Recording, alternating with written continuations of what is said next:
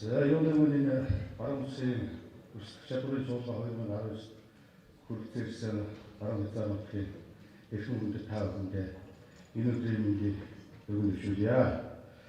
За мөн энэхүү чуулганыг бас хамтран зохион байгуулж байгаа хамт олон цагаан даргатай хамт олонд бас энэ хүртэлсэн нэг зүйлээр оролцогчдын нэрийн өмнөөс талархал илэрхийлж байна. За би цаг түмний хүрднээс Хавдангийнхаа бас ерөнхий зөвлөлөөр энэ танилцуулгатай холбоотой нэг бяцхан веб бичлэг бэлдсэн байна. За энэ веб бичлэг бол ихэнх та бүхэнд бидний юуны дараагаар бол ерөнхий эзэн зөвлөл нийгмийн өсвөр чадварыг дэвшүүлэх хэмжээ Хавдангийн байж байгаа бодож ирлээ. Талаархал бас яаж хийж. За энэ манайхан веб Баруун улсын тусгалтыг болон хөгжиж байгаа Ховдангийн нийслэл Улаанбаатар хотоос 1450 км далслагдсан 70 түвшнээс дээш 1405 м өндөрт оршдог 76133 км квадрат метр дэвсгэртэй. Баян хэлхий өвсө гололтой аймаг болон бүгд найрамдах хятад албастай хэлэлцгийг өгөөд Ховд хотын төвдөө 500 км-ийн тойрогт дөрвөн улсын 19 хотын 20 гаруй сая хүн амьдарч байна. Ховдангын 1791 багтай 22863 өрхөө 89 мянган хүн амтай. Аймгийн төвд 40 гаруй мянган хүн оршин суудаг хамгийн олон угсаатны бүлэг амьдардаг аймаг юм. Төвөөс алслагдсан ч дэг бүтэц зам харилцаагаа сайжруулах асуудалд төлөв анхаарч ажилласны үр дүнд ихэнх сум бусад аймагуудтай хатуу хүчилттэй авах замаар холбогдоод байна. Аймгийн хэмжээнд 1156.8 км хатуу хүчилттэй авах замтай. Үүнээс 406 км авах зам нь баруун улсын босоо тэнхээлийн авах замд багтаж байгаа ба энэ давуу талаа ашиглан босоо болон хэвтээ замын бэлчиртээр тээвэр логистикийн төв байгуулах бүрэн боломжтой юм. Хөдөлмөр нийгмийн хамгааллын чиглэлээр Ховдангын сүүлийн жилүүдэд зорилттой бүлэгт чиглэсэн нийгмийн халамжийн бодлогыг хэрэгжүүлж байна. Тухайлбал цахимтай ээлж өрх толгойлсон эцэг их хүүхдийн мөнгө, ахмад насны хишиг, хүнс дэжээлийн нийгмийн хамгаалал зэрэг хөтөлбөрүүд болон 8 төрлийн халамжийн үйлчилгээнд жил тунджаар 38 гаруй иргэн хамрагдаж 13.5 тэрбум орчим төгрөгийг зарцуулж байна. Хөдөлмөр эрхлэлтийг дэмжих 2 үйлчилгээ 6 хөтөлбөрийг хэрэгжүүлж 12,858 иргэнийг хамруулан 5.3 тэрбум төгрөг зарцуулж нийтдээ 1747 шинэ ажлын байр бий болгосноос 1222-нд байнгынх байгаа бөгөөд ажилгүйдлийн түвшин 10.1% буюу сүүлийн 3 жилд 5%-аар буурсан байна. Боловсрол эрүүл мэндийн чиглэлээр аймгийн хэмжээнд 2019-2020 оны хичээлийн жилд төрийн өмчийн 32, хувийн өмчийн 11 цэцэрлэгт 790 багш ажиллагчид ажиллан 6913 хүүхэд хамрагдсан болон ерөнхий боловсролын 25 сургуульд 19401 сурагч хамрагдаж 1806 багш ажиллагчид ажиллаж байна. Мэргэжлийн сургууль үйлдвэрлэлийн хөгжил политехник коллежид 1000 оюутан, хоолой сургуульд 2200 оюутан суралцаж, тус байгууллагад нийтдээ 1641 эрдэмтэн багш нар ажиллаж байна. Төр хувийн төвшгийн эрүүл мэндийн 73 байгууллагад 1244 эмч, эмнэлгийн мэргэжилтэн ажилтан ажиллаж байгаагийн 961 буюу 77.3% нь мэргэжлийн эмч мэргэжилтэн 283 буюу 22.7% нь туслах ажилчид эзлэж байна. Даанганц өөрийн аймгийн бус зэрэгэлдэх аймаг сумдын ард иргэдэд эрүүл мэндийн болсон жүжигчдийн үзүүлэлт ажиллаж байгаа үсгийн онцлог эмчилгээний төвийн эмч мэргэжилтнүүдээс сургууль шалгажуулах хамгийн сүүлийн үеийн онцлог эмчилгээний төхөөрөмжийг зөвлөх ажлыг шат дараалал хийж байна. Монгол Бэлгийн банк улсын засгийн газар хоорондын 6.4 сая евро буюу 18 тэрбум төгрөгийн төсөл хэрэгжүүлж 128 зөвлөлт бүхий томограф, Афлин брендийн эрдэмтний аппарат, MRI хүчит төрөгчийн үйлдвэр зэрэг 53 нийт төрлийн 102 ширхэг орчин үеийн дэвшилтэд тоног төхөөрөмжүүдийг суурилууллаа. Ингэснээр жилдээ дээд шатны эмнэлэгт онцлог шинжилгээг хийлгэхээр ханддаг 2122 иргэний орон нутгад онцлог шинжилгээг хийх нөхцөлийг бий болгож иргэдийн хот явах эдийн засгийн дарамтыг бууруулах боломж бүрдээд байна. Хүнс хүлээж авах салбар 17 сумын 91 багт 7863 би 3,146,4 мянган толгойностой газар тариаллын салбарт 3,000 гаруй хүн ажиллаж байна. Ховд аймаг жижиг дундчаар 15,6 мянган тонн ах, 1,7 мянган тонн ноос, 514,1 тонн ноолоор 300 мянган ширхэг арьс шиг үйлдвэрлэж, махны хэрэгцээгээ 100%, төмсний хэрэгцээгээ 100%, сүүний хэрэгцээгээ 85,6%, хүнсний ногооны хэрэгцээгээ 100% дотоодын үйлдвэрлэлээс хангаж байна. Аймгийн хэмжээнд нийтдээ 2791 орчим аж ахуй нэгж иргэн үйлдвэрлэл үйлчилгээ эрхэлж, 70 гаруй нэр төрлийн бүтээгдэхүүн үйлдвэрлэн, аж үйлдвэрлэлийн борлуулалтын орлого жилээс жил өснө нэмэгдсэн байна.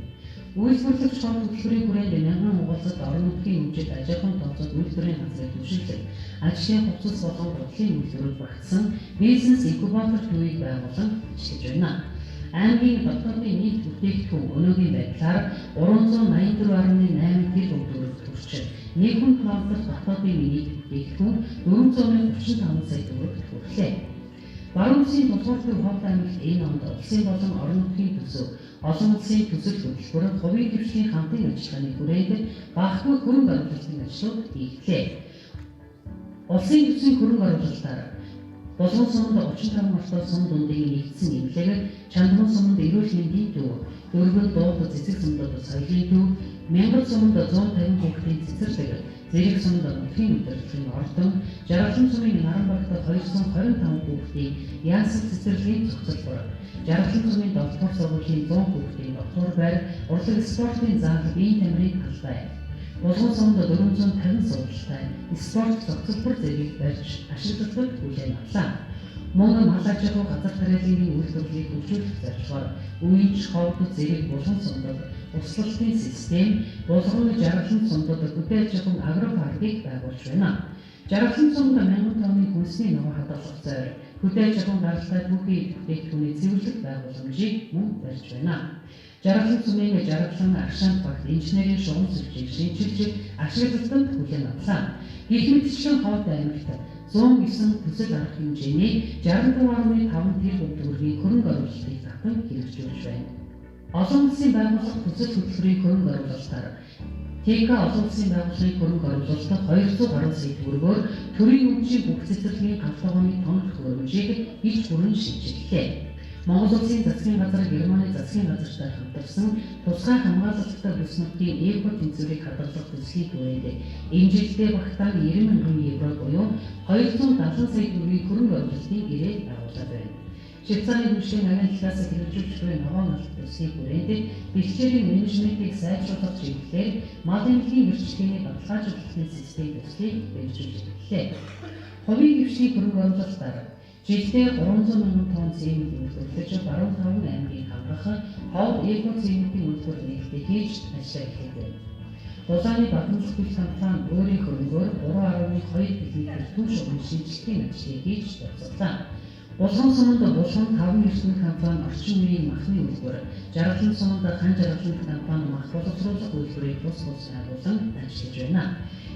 Ирэх 2020 онд Ховд аймаг Хөгжил политехник коллежийн 960 хүүхдийн хичээлийн байр, Жаргалан сумын 50 ортой хүүхдийн эмнэлгийг барьж ашиглалтад бүрэн хүлээн авна. Мөн 4 суманд нутгийн удирдлагын ордон, 2 суманд сургууль цэцэрлэг, 3 суманд спорт зал, 2 суманд соёлын төв, 5 суманд халуун усны барилгыг барьж байгуулахаас гадна зам засвар, бүр, мал угаалгын баан, худаг зэрэг хөрөнгө оруулалтуудын ажлууд хийгдэх юм.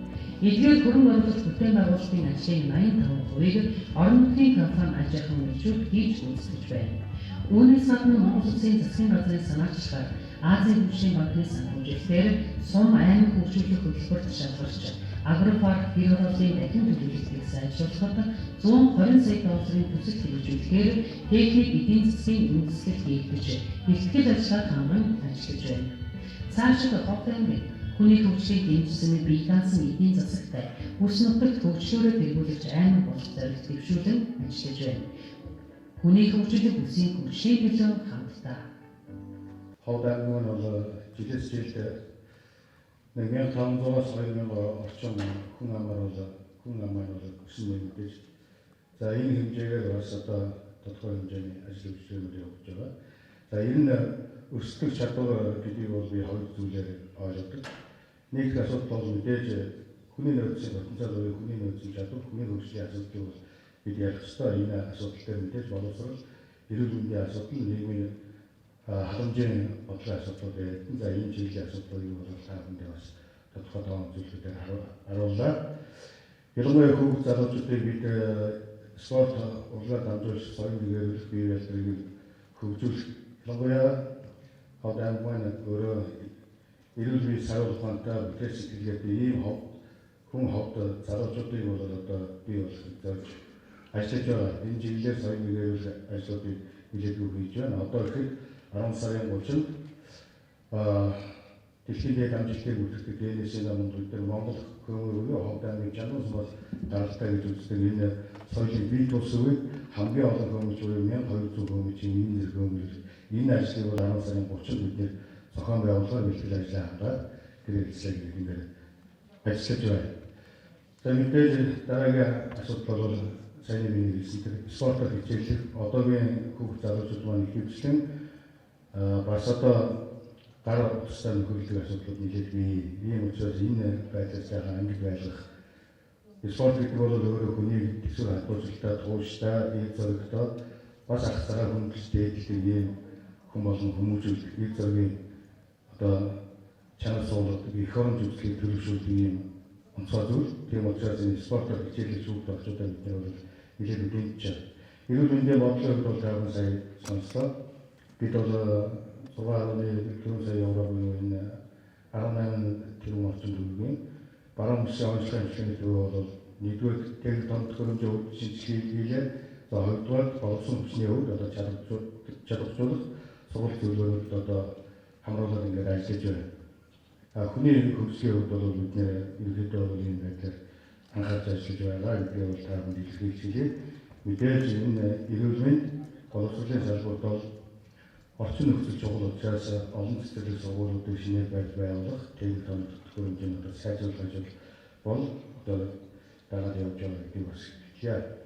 За миний хувьд бол одоо та бүхэнтэй хоёр зүйлээр санал солилцох гэж бодож байгаа. Нэгдүгээр төр бол иргэнтэй үйлчлэг учраас энэ төрийн үйлчлэгийн хүртээн чанарыг бид нар сайжруулах ёстой. Ийм учраас аймаг засгийн зүгээс 2018-11 онд хоёр хөтөлбөрийг батлуулсан юм. За нэг хөтөлбөр бол хариуцлагатай дуулах төлөвлөлтийг хөтөлбөрийг батлуулсан. За энэ хүрээнд бол бид нэр соёлтой төрийн үйлчлэгээ авилга хүн зөвлөгөө аймаг бол явсан томоохон зөвлөлтийг одоо зөвлөлтөд өвшүүлээд үүнд хүрхэн төлөө ажиллаж байгаа.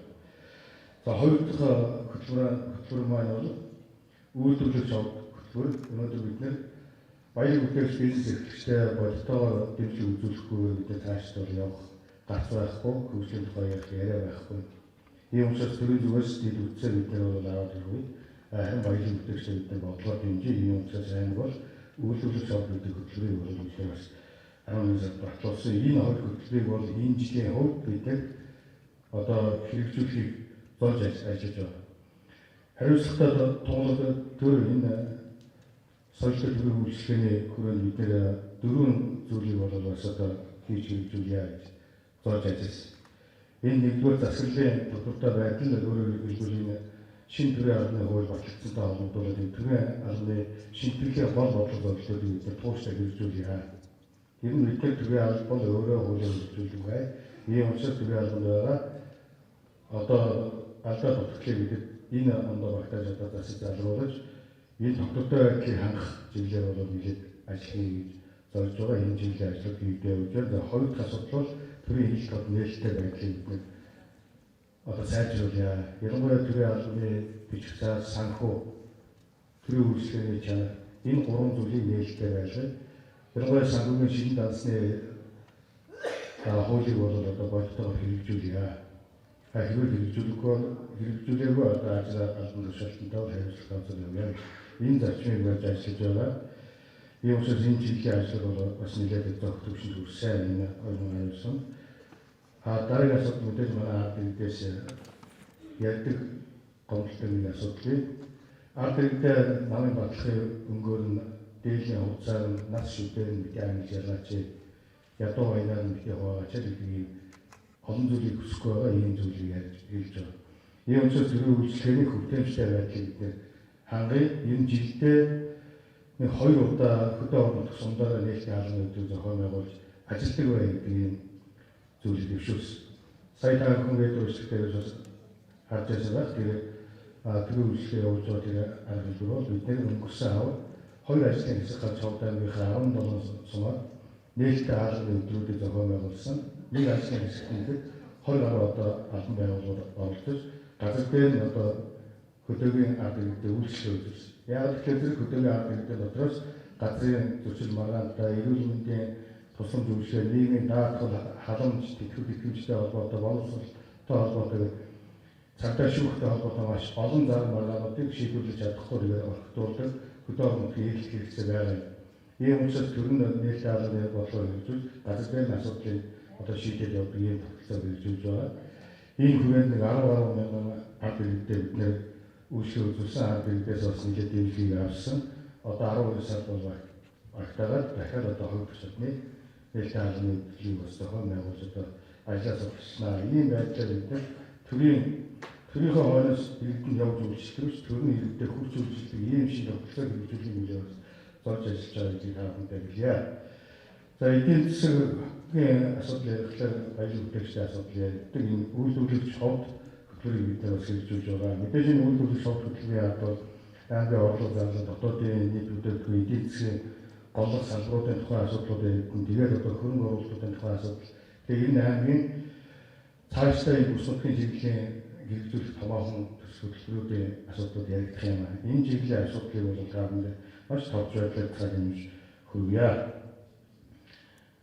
За Ховдангийн орлого бол жилээс жил бас өсөн нэмэгдэж байгаа. Энэ орлогын төлөвлөгөө бол 16 он хүртэл тасалж ирсэн. 17-18 онуудад бол орлого бол давж ирсэн байна. 17 онд бол 481 сая төгрөгөөр, за 18 онд 900 сая төгрөгөөр, за урьдчилан гүйцэтгэхээр 2019 онд одоогийн байдлаар бол тэрүүн даваа төгрөгөөр бол бид нар орлогын төлөвлөгөө давж ирж байна. Гэхдээ энэ бол бизнес эдийн засгийн салбарын суур салбараа бол өргөх замаар бол энийг хийж байгаа гэж таамаг ойлгоорой. Яг тэр жилээс жил бид нар орлогын баазыг өргөдөж явж байгаа. Тухайлбал 2019 онд бид нар 800 гаруй сая төгрөгөөр орлогын баазыг өргөсөн боловч дахиад даваад тэрүүн орчин төлөвлөгөөр тэрүүн гаруй төгрөгөөр одоо давж ирэх одоогийн байдлаар орлогын төлөвлөгөө одоо биелсэн байдалтай ингээд явж байгаа юм аа. За мэдээж аж ахуй хэрэгжүүлэлт маань үйл ажиллагаа явуулж байна. Энэ өнгөрсөн одоо 2018-19 оны хооронд хацуулаад үзэх 300 гаруй аж ахуй нэгж бол шинээр бий болж үйл ажиллагаа явуулж байна.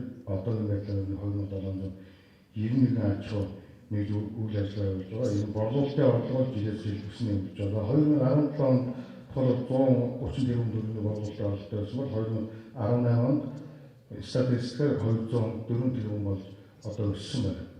Мэдээж энэ бол бас гадаадын хөрөнгө оруулалттай манай хөшөөтийн уурхай үйл ажиллагаа явуулж байгаа. Хөшөөтийн уурхай үйл ажиллагаас нэгдүгээр хийж байгаа. Хоёрдугаар за үйлдвэр эрхлэгчдийн маань хувь хэмжээ бол одоо нөлөөлж байна. Өөрөөр хэлбэл олон тулгуурт эдийн засгийн энэ нөхцөл байдал маань бас эерэг чиг хандлагатай болж байгаатай холбоотой. За энэ жилийн үед бол орлогын төлөвлөгөө бол дахиад давж биелнэ гэсэн юм байдалтай байна. Тухайлбал одоо манай хөшөөтийн уурхай өнгөрсөн жил 2018 онд 694 тонн 694 мянган тонн нүүрсийг зах зээл дээр хятад руу нийлүүлсэн байдаг. За энэ жилийн үед бол одоо сая гаруй тонныг одоо гаргаад явж байгаа юм тоо байдаг. Тэгэхээр энэ жилээр бас хариуцлагатай уулуурхайн чиглэлээр бид нар бол амар бас анхаарч ажиллаж байгаа. За төсвийн зарлагын хувьд бол бид нар бас зарлага бол жилээс жилд өсөн нэмж байгаа үнэн. Гэхдээ аль болох одоо ашигтай байх талд нь бол анхаарч ажиллаж байна. Энэ аж ахуйн нэгжүүд маань бол хангалттай одоо бас ашиг орлого нэмэгдэж байгаа. Борлуулалтын орлогын зөв өсөж байна. Тэгэхээр татвар хэмжээж бас цаг хугацаанд төлж байна. Ашиг орлого нь бол нэмэгдэж байгаа. За хувийн хөгжлийн аж ахуйн нэгжүүд бол үндсэндээ 2017 онд бол 1,586 сая, 18 онд 2,504,6 сая төгрөгийн бол ашигтай ажилласан. За ашигтай бол 922 сая төгрөг бол нэмэгдүүлсэн гэсэн тооцоо судалгаа гарч байгаа. За энийг бол бас ялгсан байдлаар харж байна. За нэг хүнд ногдох дотоодын нийт бүтээгдэхүүн бол жилээс жил бас өсөж нэмэгдэж байгаа. Энэ бол бодиттой Монгол улсын эдийн засгийн салбар бас сэргэж байгаа бас илэрл гэж ингэж ойлгож байна.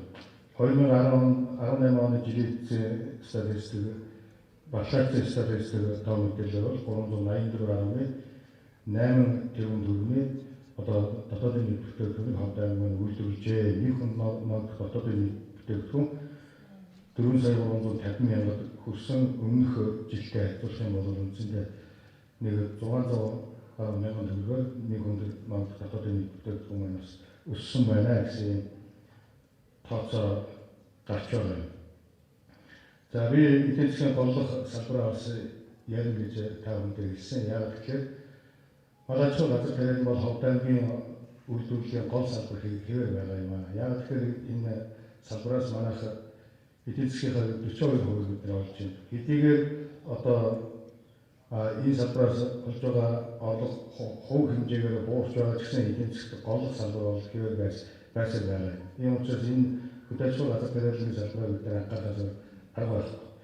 Газар тариаллын хувьд бол сая та бүхэн сонссон байх 3,000 гаруй иргэн 700 гаруй үрхэл бол одоо энэ газар тариаллын салбарын цаанаас ажил амьдралаа одоо тэгж явж байна. Инженерийн хувьд бол бид энэ газар тариаллын хувьд бид жаа ирсэн хийж гэсэн юм бодлого бодолтой ажиллаж байгаа. Яг тэгэхээр бид нэр услахада газар тариалан гол ихтгэх 24,000 газрын нөөц боломжтой Ховд аймаг.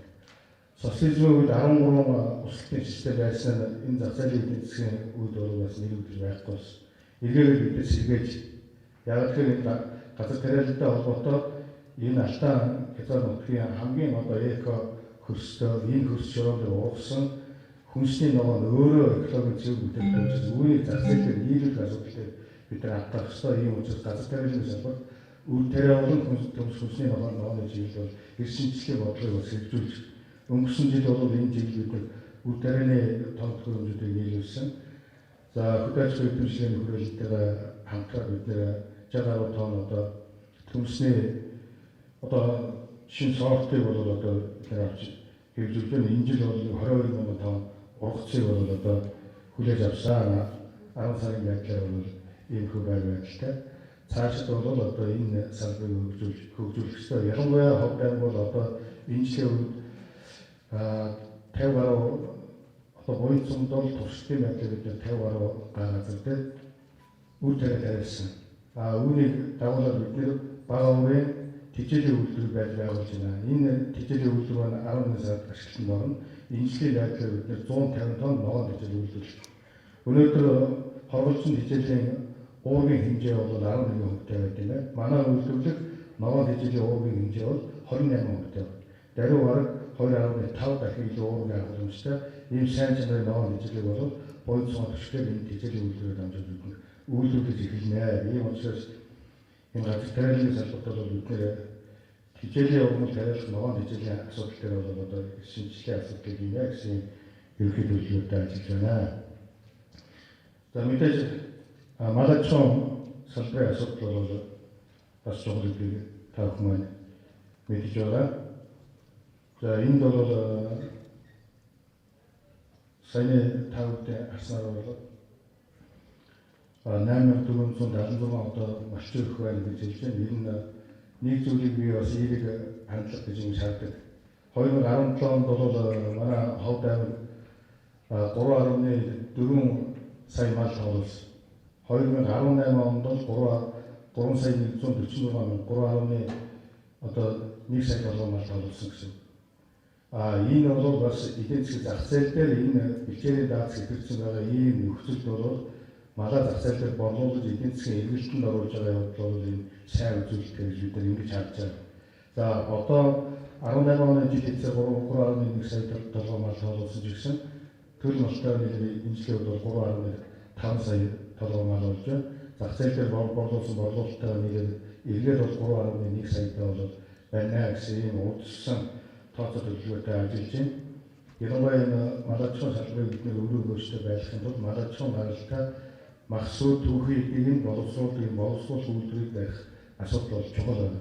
Ийм учраас үүнтэй холбоотой асуудлыг би одоо таахан танилцуулж миний төслийн бүрийн таахантай танилцуулна гэсэн ийм бодлоо. Аймгийн барьж байгаа нэг гол бодлого тийм нь бол орон нутагт байгаа сайн чанарын ашиг шин өндөртэй ийм малаа өргөдөл шинжилгээний үндэслэлээр судалж сүргийн бүтцэд сайжруулагчаар ашиглах ийм нөхцөлийг бид нэр орон нутагт бий болгохыг зорж байна. Энэ утгаараа 2018 онд үүдэг Алтай сумынхаа Алтай үйлдвэрийн улаан ямаа Сутаа Давид сумын Сутаа үйлдвэрийн Сутаа хон Мянгат сумын Мянгат үйлдвэрийн одоо хурдан өгшлийг Мянгат адуу бол одоо онгаар бодлож үзсэн гэдэг 3 одоо орон нутгийн одоо мал сүргийг бас сайжруулагчаар ашиглаад ингээд явж байгаа гэсэн ерхий зүйл байна. За цагийг байна. 2019 онд бол та бүхэн ажин орон нутгийн хөрөнгө оруулалтаар бид нар бол 8.9 тэрбум төгрөгийн бүтээн байгуулалт хөрөнгө оруулалтын ажлыг бол хийж байгаа. Бусад аймагуудаас ялгах нэг онцлог нь юу гэхээр манайх хөшөөтийн уурхаанаас гаргаж байгаа тоон нүүрс тухайн бид нар 0.7 центийг одоо хөшөөт хөгжил сан гэж бид нар төлөвлөдөг. За энэ хөшөөт хөгжил санд бол энэ жилийн хувьд бид 1.1 тэрбум төгрөг хөшөөт хөгжил сандаа оруулах гэж төлөвлөсөн. Одоогийн байдлаар бол 2 тэрбум төгрөг одоо орохын удирсан тооцоотой ажиллаж байна. Ийм учраас энэ бас орон нутгийн хөгжилд бас тодорхой одоо байр суурийг эзэлдэг.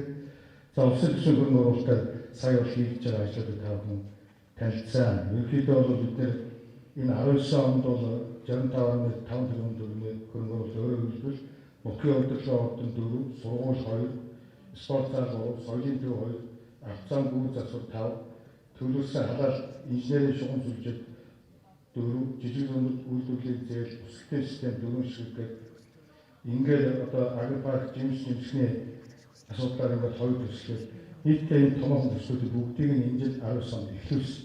20 онд бол гүйцэтгэлийг нь бид нэр хангаж одоо хүлээж авахар бид зорж ажиллаж байна. За энэ зүгээр та бүхэнд ажилласан байна. Ховд аймгийн захиргаар ороод ирэхлээр баруун үсгийн тулгуур төгсөн том хаяг одоо ордны дэглэлээр хадгалсан байна. Тэгээ бид бас өөрсдөө асуудаг. Гэхдээ энэ бид юугаар ингэж тулгуурт болоод байгаа юм бэ гэж. Тэгээ бас хариулт зарим үед мохордох юм аа. Янз бүрийн зүйл бид хэлбэл одоо хийх олон зүйл. Гэхдээ баруун ус нутгийн эдийн засаг хүн амын хөгжил бид нар оруулсан хувь нэмрээ бас энэ тулгуур чанарыг бид хадгалах хэрэгтэй гэж ойлгож байна. Ийм учраас ус нутгийн шинж чанартай энэ 4 жилд бол 5 бол төстэй гол ардаа тавьж байгаа. За үүний нэг нь бол та бүхний олон жил яригдсан 50 гаруй жил одоо яригдсан эднүрний усан талаас нь бол энэ засгийн газрын үед ажил хэрэг болж одоо хөдөлж байгаа. Техник эдийн засгийн үндэслэлийн эрх толгойд бид нар Монголын засгийн газар хүлээж авах. Өнөөдөр тусгай авсан газар нутгийн асуудлаар энэ төслийн павийг хийгээд одоо гар бүлээс зураг ингээд явж байна. За их хоёр сард бол энэ станц нэгднэ. Ингэх юм бол бид нар бодиттой тог зархаа эрчим хүчний үн тарих буурна. Өөрөөр хэлбэл ховд аймаг эрчим хүчний хувьд одоо баруун үсээ хангадаг эрчим хүчээр одоо тулгуур болж чадах юм гэж ингэ сарж байгаа. Өнөөдөр хэдийгээр дөрвөн усан цэглээсээ манай баруун 3 аймгийн эрчим хүчний нийт хэрэглээний 30% хангаж байгаа болж бид нар Оросын холбооны усаас 254-ээр эрчим хүчээ авч байгаа учраас бодиттойгоор эрчим хүчний үн тарих буурахгүй байна. Ийм учраас эднүрний усан цэглээ станцыг ашиглан оруулснаар бодиттой эрчим хүчний үн тарих бодиттой буурч ард иргэдийн халаас гармаас авдаг мөнгө төгрөг багасж үйлдвэрлэл дэд бүтцүүлж одоо суур нөхцөл бүрднэ гэж ингэж ойлгож.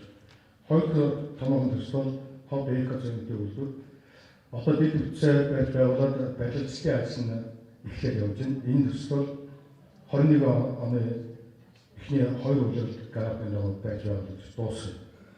Жилдээ 300,000 тонн цемент үйлдвэрлэн за барилгын боловсрол төвхөд болох цементийн үнийг бол Улаанбаатарын үнэтэй адилхан болохыг бид зорж. Одоо тээврийн хүс шингээд үндсэндээ Улаанбаатарын үнээс 2 дахин үнэтэй байгаа цементийг бид 2 дахин бууруулна гэсэн. Өөрөөр хэлбэл 15,000-ыг бид 8,000, 7,500-аас 8,000 төгрөг хөргөнө гэсэн зорилгоор ажиллаж байна. экоцентр үйлдвэр бол үндсэндээ үйл ажиллагаа эхлээд явж байна.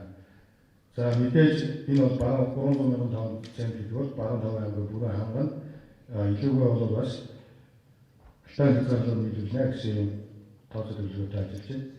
За бид бол малын түүхийг ялангуяа одоо дайвар бүтээгдэхүүн айс дотор цуглаа толгой ширэд яс өвчнөөс зөвшөөрөл олон дайвар бүтээгдэхүүнүүд өмгөөлж байгаа гэдэг мэдж.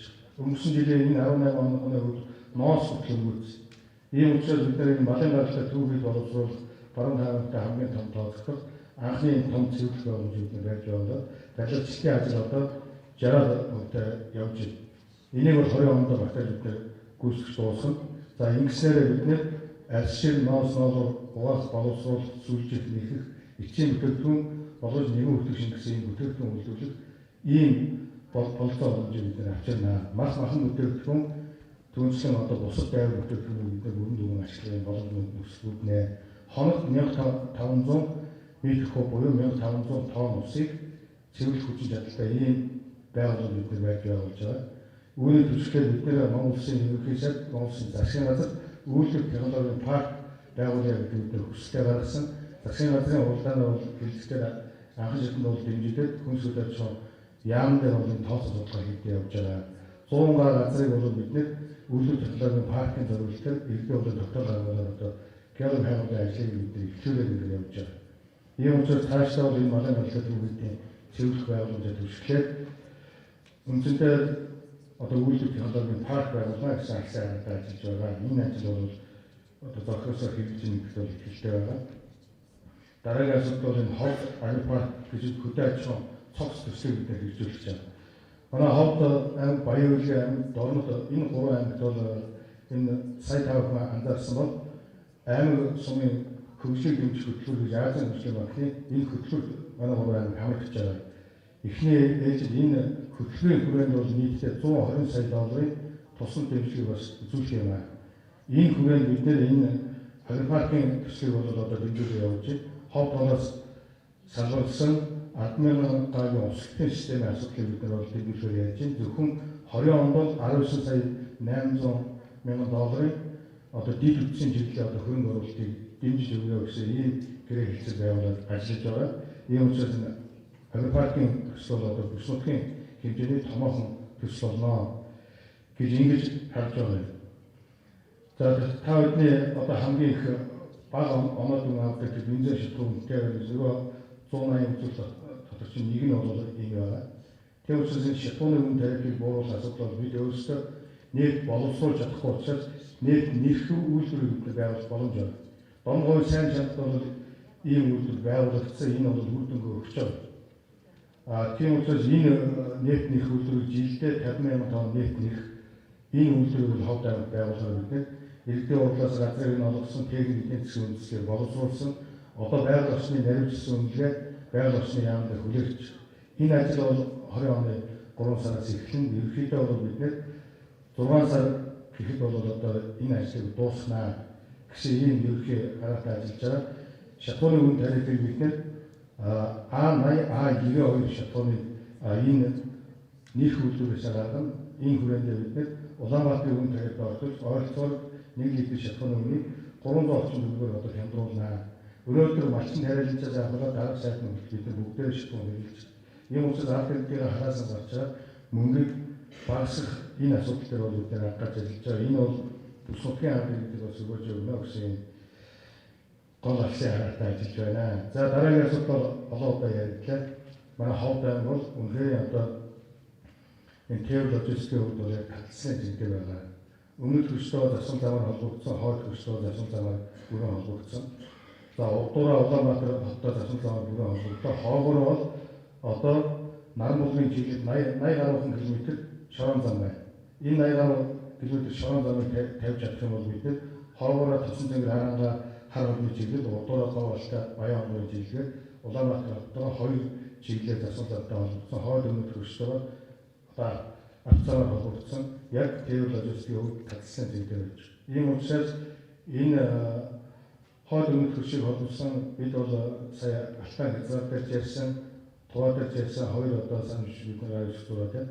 Энэ хоёр хөлшиг боловсон эдийн засгийн том коридор хөлшиг байгууллагад бол гол төрөл логистикийн хоб байлаа гэсэн юм асаа. Энийг бол ирээдүйд бид нар заавал хийж хэрэгжүүлэх гэсэн ажлын юм байна гэсэн. Ийм 5 том төслийг бол цаашдаа ховдан алсын хараа болгож ховдан маань бүс нутгийнхаа хөгжилд одоо хөв нэмрээ оруулнаа. Энэ байдлаараа бид нар одоо ажиллах хүчний хувьд хүний хөгжлийн потенциалын хувьд эдийн засгийн үр ашигын хувьд одоо дэвшиж ажиллана гэсэн ийм алсын хараатай ажиллаж байна. Саяны миний танилцуулсан 5 төслөөс бол 4 нь бол одоо хөдөлсөн. За тэвэр логистикийн асуудал бол зөвхөн одоо гэр хэлцэл контрактын төвшин байна. Тэгэхээр ийм байдлаар бол одоо цаашдаа өсгөх чадвараа дэвшиж гэж бодож байна. Гар тавьсан бол баярлалаа. За маш ихэнгүй их тавьсан дөрвж баярлалаа. За одоо хэдүүлээ нэг хэлцүүлэгт байгаа. Тэр хэлцүүлгээ би бас арай товчхон юм зүгөө явж байна. Цаг нэлээд явсан байгаа болохоор ингээд тэргүүлэх зорчтой эмчтэрийг гэж бодож байна. Захын аймгийн засаг даргын тамирын хөрөнгө оруулалт төлөвлөлийн бодлого төлөвлөлтийн эзэн дарга Бац Ингэл, Ховд аймгийн бодлого ажилтны танхимын менежер Чимэгсүрэн, Увс аймгийн засаг даргын тамирын хөрөнгө оруулалт төлөвлөлийн бодлого төлөвлөлтийн эзэн дарга Бат Ерөөл, Говьалта аймгийн бодлого ажилтны танхимын дарга Бачаргал, за тэгээ Баян-Улсын аймгийн засаг даргын тамирын хөрөнгө оруулалт төлөвлөлийн бодлого төлөвлөлтийн эзэн ахлах мэргэжлийн холбооны нарыг тэмдэж байна.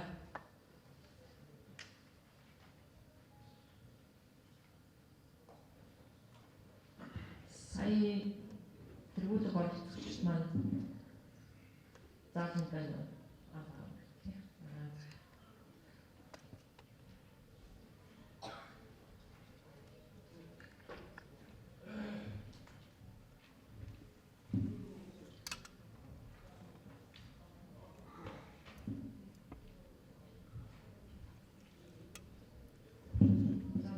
Ховд аймгийн засаг дарга Дүгэлжөө таныг өндөрч байна.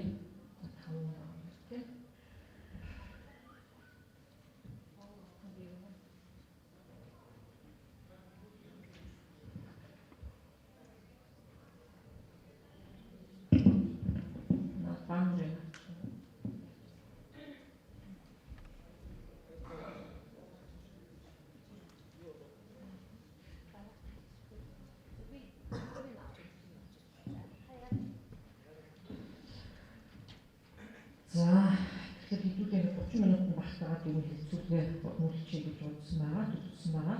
За ингээд Захын аймгийн засаг даргын тамирын газрын хөрөнгө оруулалт төлөвлөлийн бодлого төлөвлөлтийн эзэн Бац Ингэл танаас эхний асуултаа асууя. Бид нар бас сая Ховд аймгийн засаг даргын ихтлийг нэлээд бэлгэнгүй ихтлийг сонслоо. Ер нь аливаа аймаг ер нь эдийн засгаа хөгжүүлэе гэж байгаа бол бас энэ бизнес хувийн хөгжлийг нэлээд дэмжих юм шаардлагатай байдаг. Тэгэхээр та бас энэ хөрөнгө оруулалт төлөвлөлийн бодлого төлөвлөлтийн эзэн дарга байгаа болохоор ер нь хувийн хөгжлийг дэмжих хөрөнгө оруулалт татах талаар ямар бодлого баримтж байгаа. Энэ талаар бид нар таваас товч мэдээлэл өгнө үү?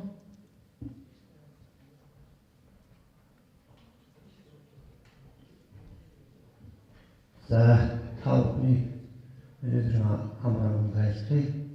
Манай Баян-Улсын хотод одоо манай аймгийн орон босоо орон аймгийн Баян-Улсын өрсөлдөж ишлүүсийн төлөвийн төлөвтэй юу их бэ? Одоо саний асуултын хариултыг энэ манай аймгийн хувийн хөвшиг бол бүх болсоороо дэмжиж ажиллаж байгаа. Тэгээд манай аймгийн нийт хувийн хөвшлийн ажлын нэгж байгууллагууд өөрийн одоо хүссэн зүйлээ хийх шаардлагаа хэлбэрийн тулд хөлн бөхшөөс ажиллаж байгаа. За манай одоо манай аймгийн хотод гэвэл таавал сайн мэдж байгаа төвс хамгийн алсын аймаг хэрэглээ манай аймгийн одоо өнөөдрийн хөгжил байдал саяны одоо тэр судалгаанаас үзэхэд ямар ч хэсэн дунд хэсэгт явж байна. Энд одоо манай хувийн хвшин компаниуд, хувийн ажлууднууд асар их гол нэмэр оруулж байна. Жишээлбэл манай өнөөдрийн хувьд өсөн хөгжиж байгаа барилгын ажил асар их хэмжээгээр голстой манай аймгийн хувьд бус аймагтай харьцуулахад бол бас нэлээд дээгүүр явж байна гэж би бас тосолдог. Одоо жишээ нь тэр барилга материалын гол материал, аны материал тэр тоос үйлдвэрлэх бол 5-6 байгаа. Энэ одоо жилдээ баригдаж байгаа барилга байгууламжийн хэрэгсээ одоо тоосны ханны материалуудыг бол ерөнхийдөө одоо аймгийн дотор аймагтаа үйлдвэрлэх хийж нийлүүлж тэгж байгаа. Түүнээс гадна одоо барилгын материалын гол үнэлгээний бол цемент байдаг. Цементийн үйлдвэр бол манай 2 цементийн үйлдвэрийн зүйлийг тавьсан, нэг бол ашиглалтанд оруулсан. Одоо энэ зүйл ашиглалтанд хангалттай бүтээгдэхүүн гаргаад нийлүүлж байгаа. Хамгийн одоо харамсалтай зүйл бол одоо түүхийг бол одоо гадаадаас болон хамгаалаас авч байна. Цементийн гол түүхийг гаднаас авч байгаа юм бол тэр үйлдвэрийг цааш нь явуулах боломж бүрэн хангах боломжгүй болоод байгаа. Тийм учраас тэр гол түүхийг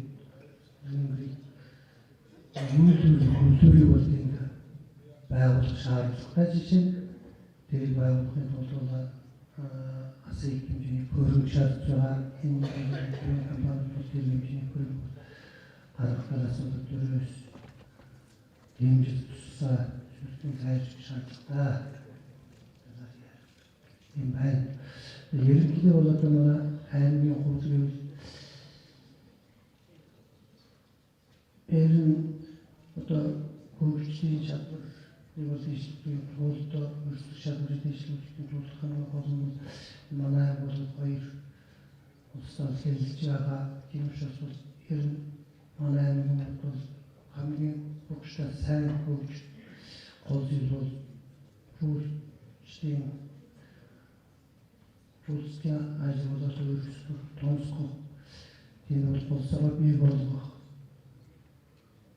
тийм байна. Тийм учраас ер нь манай аймгийн одоо түрүүн бас ярьсан энэ онгоцны бодлого бол олон улсын жишгтээ оруулах онгоцны бодлого бол том оврын онгоц буух хэмжээний өргөсгөх томсгох шаардлагатай байгаа.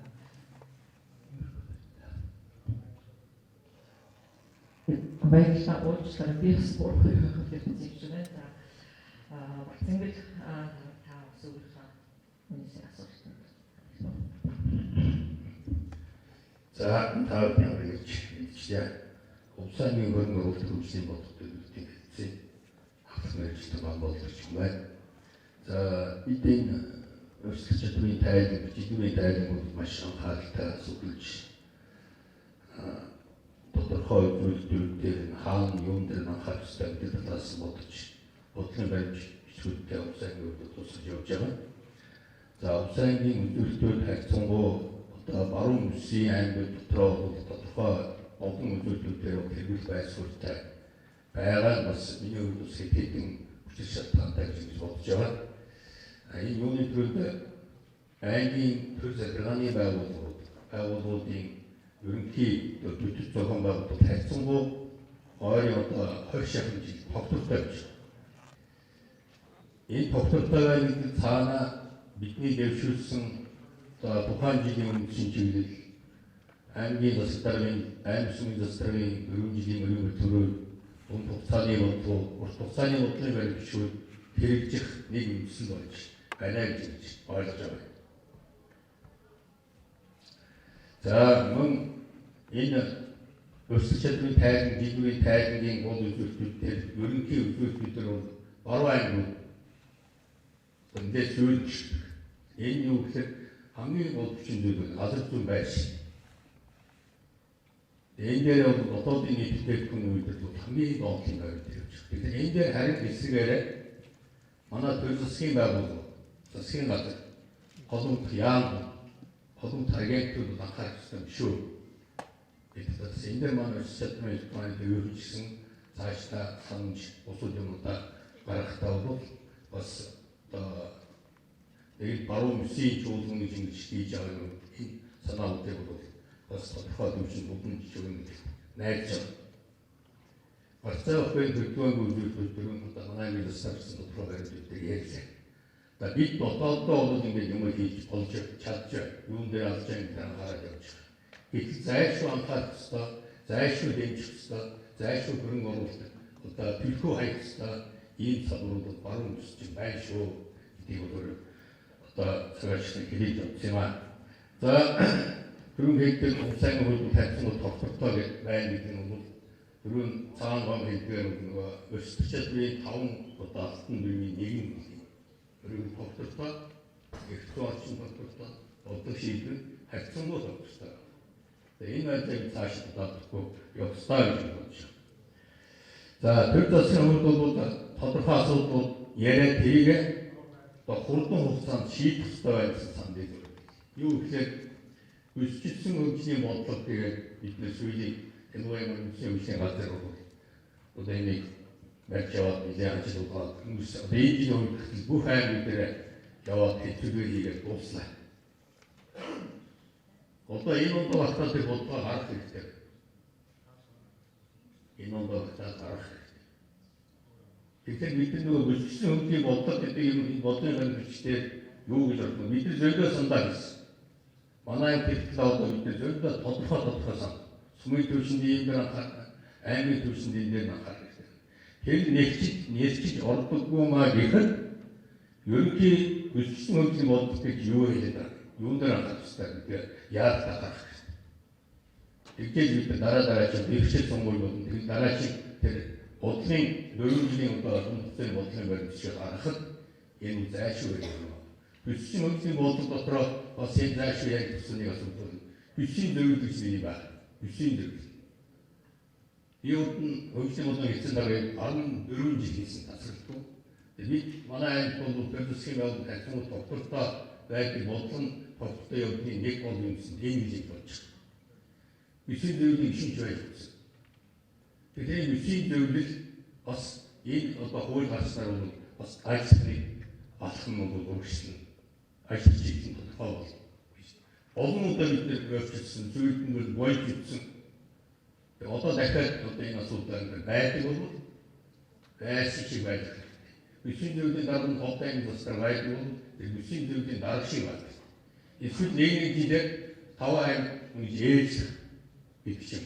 Ийм одоо хуулиар цааш явах нь бол бас энэ одоо өрсөлдөө хөгжлийн асуудал бол нааштай хэмнэлээ өгөх байхаа болж явдаг юм аа. За аймгийн хувьд бас энэ өрсөлдөх чадрын проблем бол энэ хувийн хэмжээ бол болтойгоор дэмжих асуудлууд бодлогын баримтууд тусаж явсан. Тодорхой билег өгсөн. Хөгжлийн хэдэн дөрөвтэй нийтлэг хөгжлийн даалгавар боловсруулаад аймгийн хувьд батлуулсан байна. Улсын хөгжлийн 10 жил болно. Энэ дотор төр хувийн хэмжээ яаж хамтарч ажиллах вэ? Яаж харилцан ойлгох ажиллах вэ? Яаж нэгнээ дэмжих вэ гэж энэ асуудлыг тодорхой хэмжээнд туссан байна. За тэрүүл чиглэлүүдээ гаргаж тавьсан. За дөрөвдөө бичсэн хөгжлийн бодлого хурдан гаргамаар байна гэдгээс гадна өөр бас юм орон үсэг ялангуяа хот улс хуультай хэрэгжиж ирсэн нэгэн төслийн ажлыг баруун бүснүүдэд нэмэр өвтгшин бүтээгдэхүүн үйлдвэрлэлийг дэмжих стратеги боловсруулах гэсэн төсөл хэрэгжээд бид нар тэнд нь оролцоод тэргүүлэх боловсруулах үйлдвэрлэл салбаруудаа гаргаад 5 аймаг тавлаа гаргаж ирсэн. 5 аймгийн засгийн оролцож үгүй гэсэн. Тэгээд тэр төслийн нөгөө стратеги маань одоо хаана юм? Их маяг ингээд ярьсан байна. Тэгээд тэр үнэхээр 5 аймгийн 5 одоо чиглэлийн гол салбарууд ингээд бодлого гаргаад тавьбал бид нар бас цаашаа тэрийг санаа аваад явах юм шиг. Түүнээс шууд 5 аймаг 5 цэгцүү үйлдвэр байгуулалт яах вэ гэж ярьдаг мөртлөө манай нөгөө талаас төгсгийн бодлого байгуулалт энийг маш хурдан гаргаж тавьбал бид нар өргөжлөх бас нэг болохоор. цементийн үйлдвэрийн талаар бид олон жил ярьсан. Цементийн үйлдвэрт ордог бүтээгдэхүүн манай улсад байдаг. 70 мм аягаас дотор бүтээгдэхүүн дийпсүрэг бүтээгдэхүүн маань шохон чулууны ордон маань усан. Гэтэл тэр цементийн үйлдвэр бол тэр бүтээгдэхүүний зөөдөг хол аймагт дэмжиж явах шиг. Энэ зөвхөн ямар утгатай бид бодсон. За төлөвлөлт их чухал байна. Энэ өсөлтийн тайлбар төлөвлөлт одоо найдвартай төлөвлөлтийг ухаалтайгаар байх. Энэ их чухал төлөвлөлт. Тэгэхээр одоо хөгжлийн бол төлөвлөлтийн мөн одоо ярьсан. Бид энэ үйлээ хэрэгжүүлж ажиллаж байгаа. Төлөвлөлтөө өмсөх. Тэгээд тэндээ батлахад босох хэрэгтэй. За улсын гэнжил 5 сар хөрөнгө оруулалтын чуулган хийсэн төрийн засгийн товчруулсан. Энэ хөрөнгө оруулалтын чуулган зүгээр чуулган хийгээд өгөх биш. Хувийн хөвчтөнтэй хамтран ажиллаж чиглэлээр одоо цаашид улсад хийх хөрөнгө оруулалтын том төслүүдтэй хариуцсан сан бичиг. Таалгаруу тэрүүн төгрөгийн хөрөнгө оруулалтын тухайн чуулганы үднэн дээр баталгаажуулж чадсан. Тэрний үднээ эхнээсээ гарч ирж жишээ нь баруун промын оройн алар тариагийн зээгээс сүүлийн 2 жил тасралтгүй 20 гаруй мянган тонн уулаарж ирж. Сая застрын үед алар дээр явуулж тариагч бол үнэхээр урамтай. Тэгэхээр төмөн шууд компани хөрөнгө оруулалт хийгээд одоо нэг гаагаас 40 тонн 40 цент уруулж авч байгаа. Нэг гаагаас 40 цент. Энэ улсын дөрөнд одоо 20 жил байхгүй. Тэгэхээр энэ том дэвшил энэ шинэ техник ашиглаж байгаа тэр инновац хэрэгжиж байгаа энэ бол бусад тариагчд бол том төлөвлөлт болж байна. Энэ баялаг үеийн хэвштэй аль болох дэмж тэдний саад болохгүй байна. Ийм чиглэлийг бол улаан барьж явж байгааг үлдэн бас тарихтаар ингэж харж байгаа болоо гэсэн ийм бодлого байна. За баярлалаа. За дараагийн асуултаа Говьяатай аймгийн бодлого ажилтны техникийн дарга Бачарвал танаас асууя. Ер нь хувийн хвшлийг дэмжих одоо бизнес эрхлэгчдийг дэмжих ямар бодлогод хэрэгжиж байна вэ? За тэгээд ер нь бас цаашид юу хийх шаардлагатай байна гэж та бодож байна гэсэн хувийн хвшлийг дэмжих бол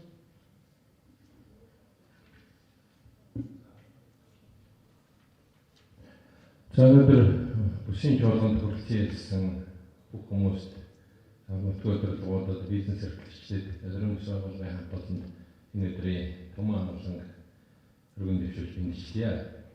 За өнөөдөр хувийн хвшлийг бол баруун бус нутагт хөгжүүлэхэд хүндрэлтэй зовлон байдгийг одоо бас амьдралын амьд лаборатори болсон хүн гэж би өөрийгөө хэлхийг бас хүсэж байна. Би хувийн хвшлийн салбарт хацаа ихлээд бол ер нь 2014 он хүртэл ажилласан. Үнэхээр одоо баруун бус нутагт хувийн хвшлийг хөгжүүлэх гэхэд бол хамгийн хэцүү юм нь одоо зам хавцаа муу, дэд бүтцийн асуудал хүнд. За мөн одоо энэ цалин ажлын хүчний өнөртөг өндөр тэгээд олон одоо хүчин зүйл бол нөлөөлдөг. Энэ одоо үнэхээр газар зүйн нотгоосоо бол нөлөөлдөг. Хамгийн гол юм бол одоо нөгөө зах зээлийн багтаамж жижиг. Тийм учраас баруун бус нутгийн хувийн хвшлийг хөгжүүлэх хүндрэлтэй байна. Тэгээд нэг жоохон нэгэн төгрөг болоод юм хийгээд нэг зах зээлээр гараад юм ажиллах гэсэн улсууд бол ер нь өөрсдөө иргэл одоо төвийн өрөөнд бол явчихж байгаа юм л да. Тэнд ч бизнес хийж байгаа ашиг нь бол өндөр учраас хувийн хвшлийн ажил ашиг болоод нэг хувийн хвшлийн ашиг байгуулах учраас явж байгаа. За харин одоо энэ үлдэж байгаа энэ орон нутгаар гэсэн сэтгэлтэй эрх сэтгэлтэй гэдэг нь одоо хувийн бизнес эрхлэгчид бол үнэхээр одоо ачааны хөндийг үүрэл энд тэгээд одоо өнөөдөр хүртэл одоо мөрөө илэрхийл яваад одоо байж байгаа. Тэгэхээр зэрэг төрийн зүгээс бус нутгийн хэмжээнд хувийн хвшлийг үйл ажиллагаа явуулж байгаа хүмүүсийг бодлогын хувьд нь одоо зөв зохицуулт хийж өгөх тийм арга байна уу гэдгийг одоо бас ихийг хүсэж байна. Тэгээд засгийн газрын хэрэглэх газраас Азийн хөгжлийн байгууллагатай хамтраад нэмэгдсэн бүтээгдэхүүн үйлдвэрлэлийг одоо дэмжих нэг юм судалгааны ажил 2 жилийн өмнө хийгдсэн. Сая Монголдоо ярьлаа. Тэгээд одоо энэ засгийн газрын хэрэглэх газар дээр одоо хорог зөвлөгөө болоод аймагт суусан, тэнд юу явж суусан. Гэсэн хэдий ч тэр одоо цаашаа үр дүн өгч чадахгүй. Энд бол одоо нөгөө ингээд төрөөс зөв зохицуулалт гэж одоо миний хэлж байгаа нь бол үнэхээр энэ темптэй үйлдвэрийн 5 газар байх хэрэгтэй. Бас л ярих юм бол Монголда бэлэн одоо судалгаа хийсэн, шав тавиад хэлсэн гэж байж байгаа. Тэгээд аль нь төрүүлж өргөж явуулснаар одоо ингээд нэг хэсэг нь одоо цэцэлдэ бас анхийг хөрөнгө оруулалт авах хэрэгтэй байхгүй юу. Тэгэхээр энэ дээр ингээд энэ бодит зөв зохицуулалттай байх юм бол энэ цаашаа үйлдвэрлэл хөгжих боломжууд ажиглагдж байгаа. Тэгэхээр Говьолтой аймгийн онцлогийг бол юу өстой дөрвөлж хэлсэн зүйлтэй болж байна. Ер нь бол хувийн хвчлэх. За харьцуулахын бол мэдээж Ховд аймаг хүн ам олон өнөөдөр Ховд хотын төвд 40 мянган хүн байна. Тэгэхэд Говьолтой аймгийн нийт хүн ам 58.2 мянган байна шүү дээ. Тэгэхээр чинь бол газар нутгийн хувьд бол одоо бүс нутагт хамгийн том улстай холбоотой газар нутагтай. Ингээд хувийн хвчлэлд үйл ажиллагаа явуулах гэхэд одоо тээврийн зардлаас зөвлөд манай аймгийн тухайд онцлогтой хүн төсөв болж байгаа. За тэгээд энэ өрсөлдөх шударгын судалгааны төвөөс гаргасан одоо энэ үзүүлэлтүүдээр ингээд бас ажиглаад харж байгаа хувийн хвчлэл бол өндөрлөлтэй Говьолтой аймгийн тухайд дотоодын ятгуулж таацсан гэж байна. За энэ одоо баян хагас хийж байгаа зам бол энэ жил тавигдж байна. Ирчил одоо 5 цагт ашиглалтанд орно. Энэ мэдээж одоо манай гол үзүүлэлт жишээ одоо өндөрлөлтэй нөхцөл бол энэ бол хүнд юм бол энийг нь байгаад байна. Дид үтс бол эрчим хүчний асуудлаа бол одоо шийдээд 1.5 тавигдаад ингээд хувийн хвчлэл дэмжих боломжууд бас харагдаж эхэлж байгаа. Аймгийн төв албан хотод үндэсний усны асуудал байсан бол энэ бас төсөл хэрэгжил эргэлжил 5 цагт ашиглалтанд орчихно. Инхээр зэрэг Говьолтой аймаг дээр одоо бизнес эрхлэх бол одоо бас боломжтой нөхцөл бүрдэж ирж хувийн хвчлэлийг дэмжихийн боломжууд бас төрөөс одоо зохицуулт хийж байна. Гэсэн хэдий ч энэ мэргэжилтэд боловсон хүчнийг бэлдэх хөндлөгөө хандсан ажлыг бол одоо төрөөс зөв зохицуулттай хийж өгөхгүй бол хэдий одоо хувийн хвчлэлийг одоо захирлууд өөрсдөө одоо ингээд хөрөнгөөр хагаад бэлдээд байгаа боловч хүн өөрөө бэлтгэж чадахгүй байна. Мэргэжилтийн ажил чинь бэлтгэж ерөөсөө чадахгүй байна. За энэ мэргэжлийн сургалт үйлдвэрлэлийн төвүүдийг одоо юу гэдэг нь коллеж болгох, мэргэжлийн жоох өөрчлөх, одоо энэ хүүхдүүд чинь нэг хувийн сургалт төгсөөд ирсэн диплом, бакалаврын дипломч зүгээр дээд мэргэжил томын болгож яриад байгаа юм л та. Яг нарийндаа бол мессеж төгсөн хүүхдээс одоо шаардлага чадахгүй, ажлын чадваргүй болчиход байна. Тэгэхээр энэ коллежууд боломжууд нь эрхийг болов нөгөө хүүхдүүд чинь би одоо коллеж төгссөн гэдэг одоо мэргэжлийн үнэлэх нь одоо жоохон хүнд үзүүлэх юм арай өөр болох юм бол доктортой ажиллах боломжууд ингээд ажиллаж байгаа учраас хүний хөгжил дотор анхаарсан ажлыг хийвэл бас маш дээр байна. Тэгээд төр засгийн төвөөс өндөр бүс нутгийн хэмжээний бодлогыг энэ хувийн хвчлэл одоо нэг татварын бодлогоор 1000 км цааш болоод за орган процентын байдаг байна. Энэ бол үнэхээр жижиг үйлдвэрлэлүүд нэг тийм онцгой биш байна. Томоохон үйлдвэрлэлүүд бол энэ хэрэгтэй байна. Томоохон үйлдвэрлэлүүд хэрэгтэй байна. Тэгэхээр зэрэг би юу ч хэлж чинь гэхээр энэ баруун таван аймгийн бодлогын шинжтэй үйлдвэрлэлүүдийг яг одоо манай энэ баруун таван аймгийн дарга удирдлага сууж байгаа, үсгийн зөвлөл өөрөө сууж байгаа. За үнэхээр тэр одоо хөдөлж бол манай баруун таван аймгийн зөвлөлт эдийн засгийн бол үзүүлэлт байгаа шүү дээ. Тэгэхээр хөдөлгөөний бүтээгдэхүүн ер нь 5 газар дээр төвлөрсөн чигтэй болгоод тэгээд дунд нь ингээд нөгөөдөө тээвэрлэлт хийх юм бол энэ тээвэрлэл хийсгчийн хөгжин.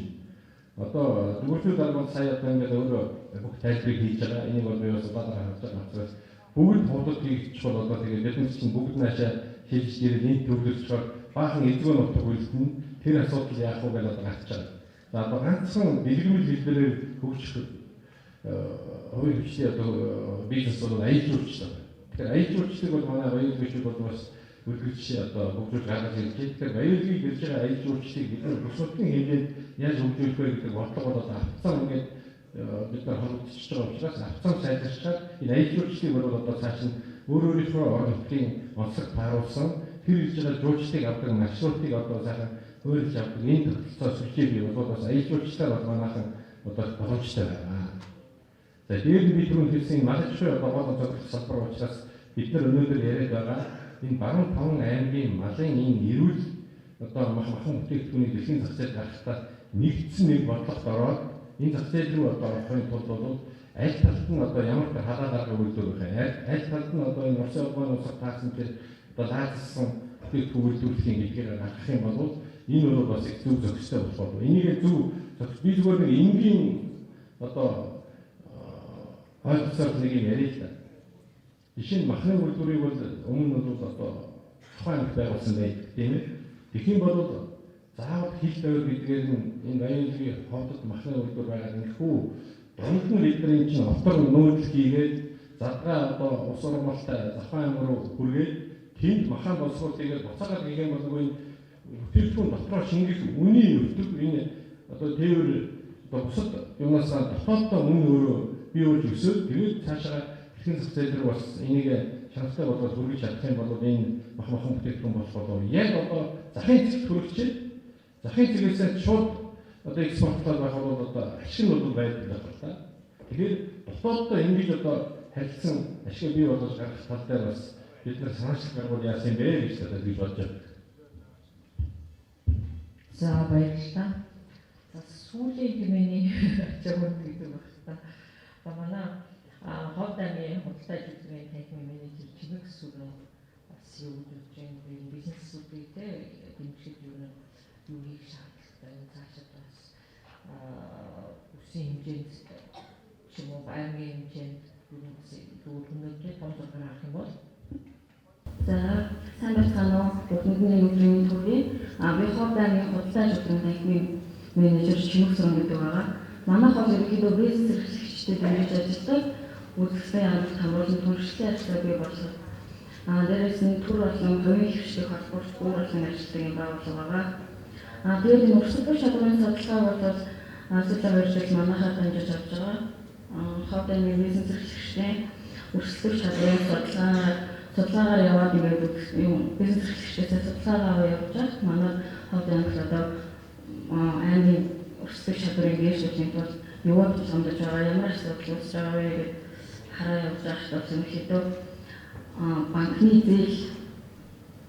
зээлийн хүү аягүй өндөр байна гэсэн бизнес эрхлэгчдийн дэмждэг зээлийн саналуудын тэр зээлийн тэр олон хүмүүст хүрэлцээд байдгүй. Тэгээд ерөнхийдөө бизнес эрхлэгчдийн гол тулгуур нь банк байгаа шүү дээ. Банкнаас зээл аваад явдаг байгаа. Тэгээд банкны хүү гурван өгч энэ талаас яаж дэмжиж ажиллах вэ гэдэг ер нь бас банк хүмүүсийн асуудал манахаас энэ дээр бас төрийн байгууллагууд нь эсвэл банк санхүүгийн байгууллагуудаас юу гэж боддгийг бизнес эрхлэгчтэй дэмжиж ажиллах хэрэгтэй. Аймагуудын өрсөлдөх чадварын ерөнхийдөө гол цөмөн нь бол би баялаг бүтээгчид үйлдвэрлэх эрхлэгчдийг боддог. Тийм болохоор гол үйлдвэрлэх энэ бүтээг боловч бүтээгдэхүүн үйлдвэрлэж байгаа аж ахуй нэгжүүдийн илүү дэмжиж танил хөрөнгөний сайжруулаад үйлдвэрийн хүчин чадлыг сайжруулаад илүү тэдний импортоор орж байгаа бараа бүтээгдэхүүнийг багасгаад өөрсдийнхөө бүтээгдэхүүнүүдийг экспортоор гаргахад дэмжиж ажилласаа гэж юм хэлдэг. Тэгээд бас ховд аймгийн өрсөлдөх чадварт нэг бас боломжтой байгаа асуудал нь юу вэ? Хог хаягдлаа юу гэх хог хаягдлын асуудлыг бас шийдэж өгчээ. Эсвэл ашиггүй хүмүүс бас өндөр байдаг. Тэгээд ажлах хүч нэмэгдүүлээд энэ хогны асуудлыг шийдэж өгчөөс цэвэрхэн байгууллагаас аймгийн өрсөлдөх чадварт нөлөөлнө.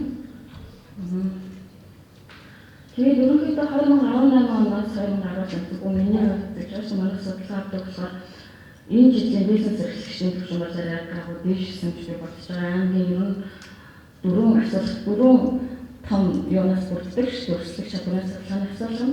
Тэгээд ерөнхийдөө бол хараад байхад өнгөрсөн жил барилга бүрдсэн тав захиргааны асуудал аюултай ингээд дүүсэн болоод энэ жил ерөөсөө тиймэрхүү асуудал бараг нэг хүмүүсийг хараад асуудал асуугаа явж байгаа бол тийм юм байгаагүй. Тэгэхээр манай аймгийн бас барилга бүрдсэн асуудал, захиргааны хүчний асуудал бас тодорхой хэмжээгээр дэвшиж байгаа гэж бодож байгаа бас. Бас нэг тулгамдж байгаа асуудал нь юу вэ? Одоо экспортоор бараа гаргаж байгаа ч юм уу бараа бүтээгдэхүүний импортоор оруулж бараа бүтээгдэхүүнийг тоног хөрөнгөний импортоор оруулж байгаа татвар хэтэрхийн өндөр байна. Бизнес эрхлэгчид хамгийн гол тулгамж байгаа асуудал нь татварын өртөг аюул өндөр байна. Дээрээс нь банкны зээл өндөр байна гэсэн хоёр асуудал самураа өнгөрсөн жилийн судалгаагаар харахад бол зарим асуудлууд дэмжиж байхгүй байгаа. Тэгэхээр тахицтай онол өгч байна. За баярлалаа. Ганцхан уучраа асууж экспорт татвар өндөр байх гэсэн шүү дээ. Татвар гэхээр яг Монгол татвар татвар нь юу олон улсын төвшин тийм одоо ийм байхгүй экспортоор бараа гаргахад тэгэхээр гайхалтай татвар юу өндөр гэж аахгүй энийг одоо би бахаа хэмжээний одоо баялаг бүтээгдэхүүн үйлдвэрлэл өмснөхөө үйлдвэрлэлийг өөр гадаадын орнуудад одоо сурталчлах тэгэхээр энэ татвар аюул өндөр байна. Энэ асуудлыг шийдэж өгөөч гэдэг бид нарт аюул хүсэлтэй байдаг байхгүй юу? За баярлалаа. За бүх тэгвэл боловсролтой баярлалаа. Заалмаас тавих асуултууд байна уу манай? За баярлалаа. Төвчөрсөн нэг баруун улсын төрийн болон бизнес эрхлэгчид та бүхэндээ энэ өдрийн хүргэе. Би Ховд аймгийн баялаг төшийн дэмжих холбооны төвийн сайхан гэдэг юм байна. За миний зүгээс төрийн байгууллагын зүгээс бизнес эрхлэгчдийг дэмжихгүйс бас дэмжиж байгаа. За бас дээрээс нь бас юу хэлж байгаа гэхээр яг бизнес эрхлэгч талаас хэлэхэд бол бэрхшээлүүд бол зөндөө байдаг. Энэ дээр сая хэлж манай худалдаа зөвлөлийн танхимын менежер одоо бие бүтээгдэхүүнээ экспортод гаргахад татвар өндөр байдаг. Бүтээгдэхүүн үйлдвэрлэдэг шинэ том хөрөнгөний гайлаар оруулж ирэхэд бас татвартай байдаг. Өвгөн жижигэн бүтээгдэхүүнийг дэмжих одоо зорилгоор засгийн газраас ахлал гаргаад том хөрөнгөийг татваргүй оруулж ирдэг байсан бол тэр засгийн газрын тогтоодын хугацаа нь 2018 оны 12 сарын 31-нд дууссан учраас 2019 онд үйлдвэрлэж эрхэлж байгаа шинээр том хөрөнгө авч байгаа аж ахуйн нэгжүүд маань хохироод татвар төлж орж ирж байгаа юм байлээ шүү. Энэ тогтоодын хугацааг сунгах тал дээр бас аавхан маань санал бодлоо хөрвүүлээд энэ тогтоодын хугацааг бүрэн сунгаач. За нөгөө талаар бас бизнес эрхлэгчдэд тулгамддаг гол асуудал бол дулааны асуудал, тогны асуудал байдаг байгаа хүндрэлтэй асуудал. Бизнес эрхлэгч болоод аж ахуйн нэгж болохоор куб метрээр нь дулаанаа төлдөг. Өндөр үнээр төлдөг болчихж байгаа. Энэ одоо бизнес эрхлэж байгаагийн одоо нэг хохирол болчихж байгаа юм уу? Яаж байгаа одоо айл өрхтэй итгэн үйлдвэрлэгч хүн бол өглөө үйлдвэрлэгээ ороод өдөржингөө үйлдвэр дээр ажиллаж байгаа. Орой үйлдвэрээс ажиллаж гараа. Үйлчлэгээний байгууллага биш учраас энэ куб метрээр улааныхаа төлбөрийг авах нь ямар учиртай вэ? Энэ бол бизнес эрхлэгчдэд бол хамгийн чухал зүйл. Өнөөдөр куб метрээр тооцоод улааны төлбөр гаргахаар түрээсээс илүүтэйгээр үйлдвэрлэгчид маань дулаан төлөд байгаа. Төрлийн одоо дулаан авч 6 сартаа. Яг энэ мэдчлэн одоо зөндөө бэрхшээлүүд байдаг.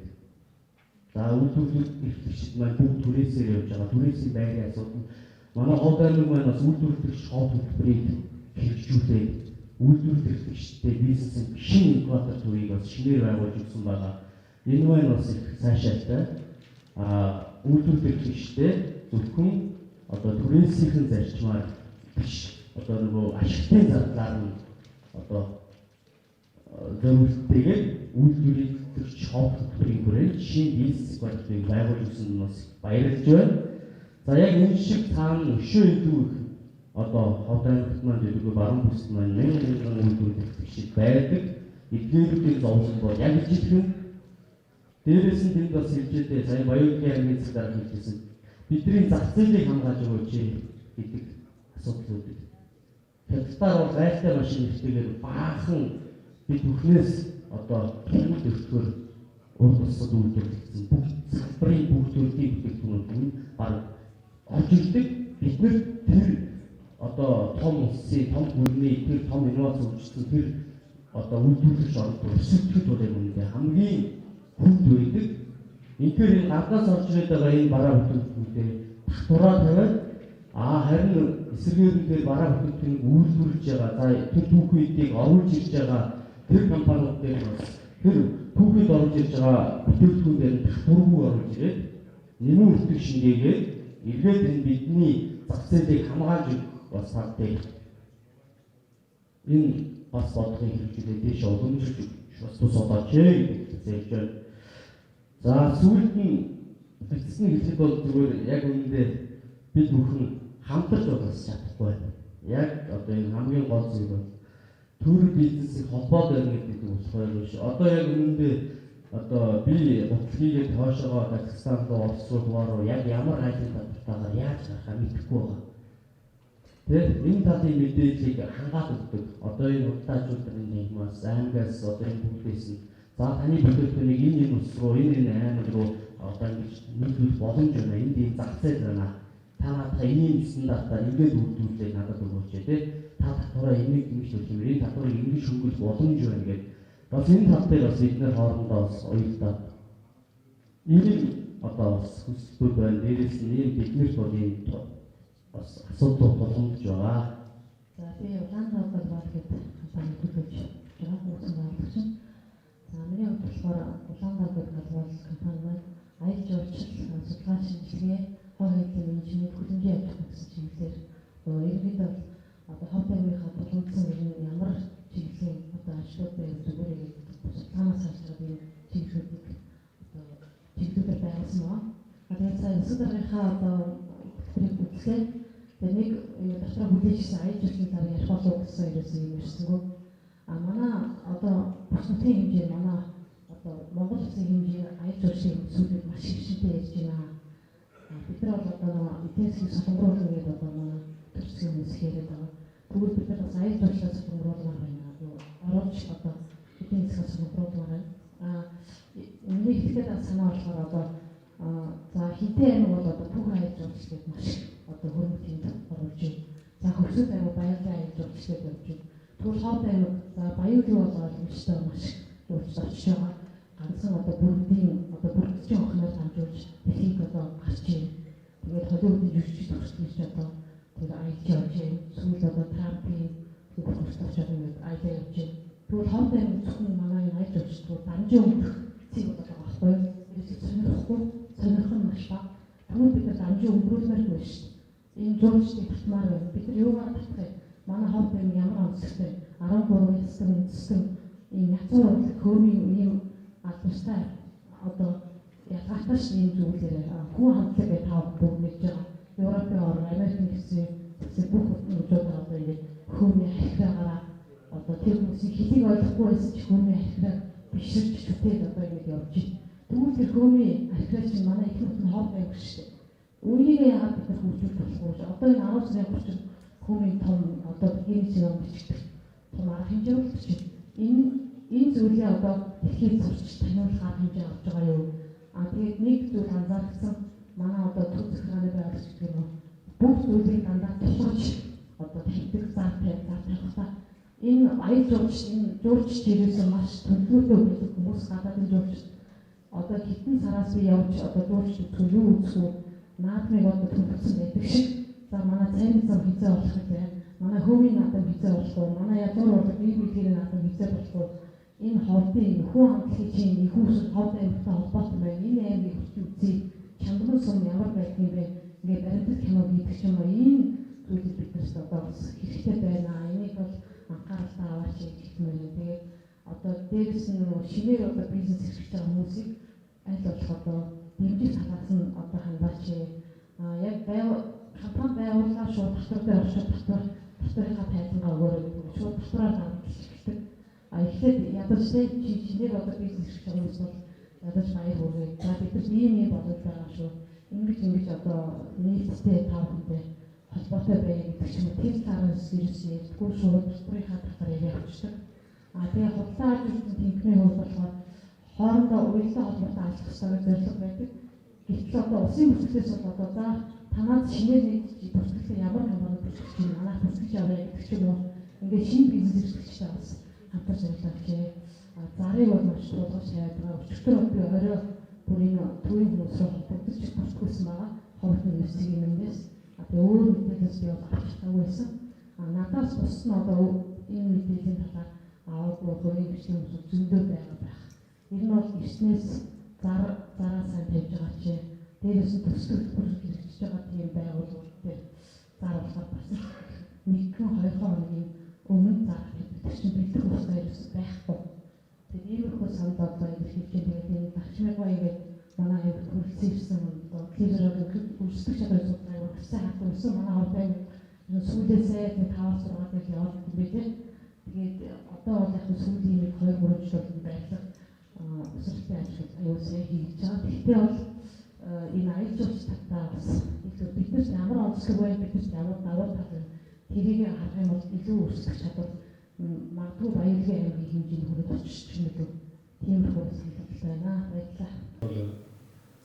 Эцэг хүчний докторт зөвлөлөөс ахалсан үн хэлбэр явж энэ үсчихсэн байдлаар дулааны асуудлыг бол одоо манай хоёр дулаан байна. Дээд дулааны асуудал бол төрийн хүчийн байгууллага учраас эрчим хүчний тогтоох зөвлөл дэлхийн дараагаар үүдүүлсэн тэмдгээр шийдвэрлэж. Тэгэхээр энэ асуудлыг бол одоо бид анхаарах хэрэгтэй. Аймаг бол анхаарах хэрэгтэй. Ялангуяа энэ шинээр бизнес эрхэлж байгаа хүмүүсээ дэмжиж энэ жил бол бид мянган улс гэдэг усан үйлдвэрийн газраараа өнгөрсөн жилээр бас одоо сүүлийн 4-5 жил ингээд танд өгсөн новсон байлгүй байсан. Засаад тэр бол бизнес инкубатор болоод оруулж байгаа. Үйлдвэрлэгч ордын хүрээнд бол эко бодлогын ингсэхэн нэг компани бол 100 сая төгрөгийн дэмжлэг үзүүлсэн. Одоо дулааны хувьд бол бид нар өсгөмөл хийж байгаа. Нэг нь бид нар бодлогоор дэмжсэн бол бас дахиад тэр бизнес боожоод бие дагаад гартал нь бол тэр инкубатор төвтэй байлаад нэг 2 жил 3 жилийн хугацаанд ингээд бие дагаад дараагийн хүмүүс оруулж байна. Энэ тал дээр бол бид нар анхаарч байгаа. Ажлын хувцас энэ жил бол бидний хамгийн гол асуудал хөшөөтийн ургад дагсан 1500 ажилтан байна. Тэр ажилтнууд бүгд ажлын хувцас бүгд бодлоомсч. Тийм учраас эхний ээлжинд бол тэр хөшөөтийн ургад ихсэн замыг хийлж хөшөөтийн ургад 1500 ойлголцоор. Тэгэхээр бол чамд бодлоо юм. Гадаадд сонирхол байвал мэдээж бид нар бодлоо ажилтнууд нэгэнтэй тэгээд холбоо асуудал 8 гартаа гэсэн. Дээр хатаа эхний ээлжинд бид дотоодын зах зээлээ бүрэн одоо эзэмшээ гэдэг асуудалтай аймаг бодлогоос явж байгаа. Орон нутгад байгаа хэрэгцээ шаардлага хангаагүй бид нар агшаа тагаар явах. Орон нутгийн хэрэгцээ шаардлага ихний ээлжинд авъя. Ажлын ойлголт усны үйлдвэр байгуулсан одоо бүрэн хэмжээнд ажиллаж байна. Хөшөөтийн 1500 ажилчдаа өгдөг. Хувцсны хов аймгийн үйлдвэр, хов аймгийн ойлголтчид олддог. Тэр хүндрийг татаж хов аймгийн ойлголтчид цалинтай орлоготой байл энэ үйлдвэр нь томроо гэж.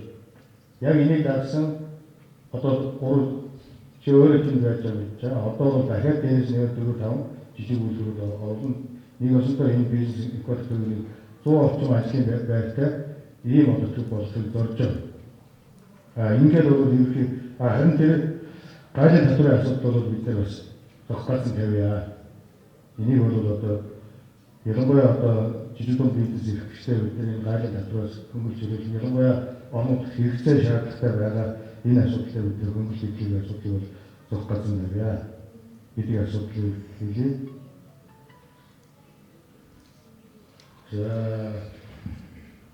Дараагийн хүүхдийн асуудал хэлцүүлчлийн асуудал байсан юм. Пинглэж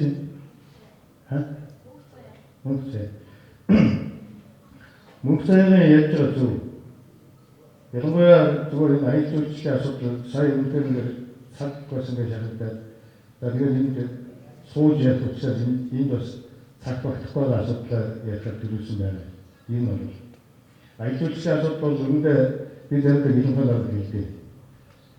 Зам хангах хөгжиж одоо сайхан болсноос эхлээд одоо өнгөрсөн жилээс эхлээд дотоодын аялал жуулчлал эрчимтэй хөгжиж байгаа. Үүнтэй ойлголоо нэг хэсэг бол бид бүгдээрээ одоо мэдж байгаа шүү дээ. Хөвсгөл рүү нэг хэсэг одоо ханасан, чиглэсэн, тэр урсгал явуулсан. Одоо баруун монд руу чиглэж байна. Бид бол дамжин өнгөрөх бааз болж байгаа. Ийм учраас бид 3 сэнхэг төвтэй 5 аялал жуулчлалын хөтөлбөр баталсан. Харамсалтай төслөөр одоо сүүлийн 3 жил 3-4 аялал жуулчлалын бааз болж байгаа. Одоо бид эндээс аялал жуулчлалыг ялгахын тулд 3 сэнхгээр дамжуулаад бид мөнхайрхан уулын чиглэл аялал жуулчлалын маршрутаа бий болгох. Мөнхайрхан уулын 7 нуур хөх нуурын хөрхөө орчинд аялал жуулчлалын бааз авах шаардлагатай. Тийшээ салаад иргэдээр харамснуудаар аваад тэгээд хоошоо Алтай даван богд явдаг ийм услыг бид нар бий болгохыг зорж байгаа. Инхийн тулд бид нар олон ясны өв соёлоо хамгаалагч. Өөрөөр хэлбэл уран нуурал, хөөмий, бие биелгээ, туул цуур манай олон ястаар тэр сум бол өөр гэсэн өөрөөр соёлтой.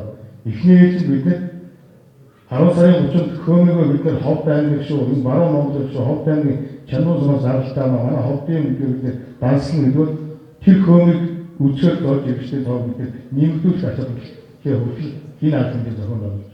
Одоо удахгүй бид нар уран ууралтай гэдэг. Бид нар тууж цуураа гэх. Ийм байдлаар өв соёлыг хамгаалж үүнийг дагсан одоо бидний хэлсэн цайны зам илчлээс бол Баян-Улгийн бүрдийн баяраас 7 хоногийн өмнө одоо байгаль шаардлагын төлөвшлийн хамтран бид нар эцсийн байдлаар энэ намайг тохирсон. Баян-Улгийн бүрдийн баяраас 7 хоногийн өмнө бол манай цайны зам өв соёлын наадам явна. Урдсан байдлаар нөгөө зурж ирэхдээ манай өв соёлын наадам үзээд эргээд нөхөд манай энэ хов дотны ажил үйлстэй танилцаад тэгээ эргээд Баян-Улгийн арга хэмжээнд оролцоод эргээд одоо уснуураар тоодог ийм асуудыг бий болгох гэдэг байгаль ажил үйлсийн хамтран тохирсон. Энэ чиглэлд бол одоо ажил үйлсийн асуудлыг бид нэр анхаарнаа. За татварын асуудал бол шинэ татварын хуулиар батлагдсан. 20 оны 1 сарын 1-нд хэрэгжинэ. Энэ татварын хуулиар жижиг аж ахуйн нэгжүүд шинэ тутам байгууллагын аж ахуйн нэгж жилд нэг удаа татварын байлаа гаргахаар болж жилд нэг удаа. Тэгээ нөөцийн албан татвараас чөлөөлөлт хөнгөлөөр өссөн. Нөөцийн татварын хөнгөлөлтөд нэмэгдсэн. Ихээр одоо татвараа төлөөд оны эцэст бол буцаагаад 1% нөлөөд 9% иргэн аж ахуйн нэгж буцаагаад татварын хөнгөлөлтөөр буцаагаад татвар авах. Энэ болон нөхцөл бүрдээ татварын шинэ орчин бүрдэж байна. Ийм учраас энэ шинэ тутам байгуулж байгаа энэ аж ахуйн нэгжүүдээр үүсэж байгаа татварын дарамт шалгалт бол энэ 20 оны 1 сарын 1-ээс хэрэгжиж энэ хуулиар бол одоо багасна гэж найдаж байгаа. Тэгээ нэг микрофон нэсэг бас одоо түрүүн ярьтаа хамжаагүй хэлээд асуудал энэ бас санаа оноо билээ. Сая Бацгал даргын гэлтэр усын гүнзгий бодлоо ашиг үйлчлэний хэлсэн саналтай санал байна.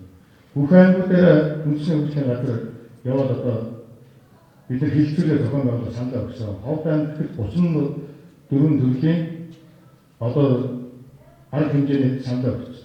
Одоо энэ арга хэмжээг нийлэхээр сая би бас үндэсний үйлчлэгийн газрын хотод байгууллагаас сая санал солилцсон байна. Одоо ихэд үнэхээр өссөн үйлчлэгийн үзүүлэлтийг цаашдаа Монголд барай явна гэж байгаа бол яг энэ шийдвэр гаргаж төвчнө одоо бидний хичнээн санал багтж байгаа. Хичнээн төрж байгаа. Энэ асуудлуудыг бид нэр ярих цаг болсон. Энэ үндэсний өссөн үйлчлэгийн үзэл баримтлал гэдэг энэ бодлогын бичвэрээр гараад энэ логикийн шинж чанартай яваад маш удаан хугацаа туулсан.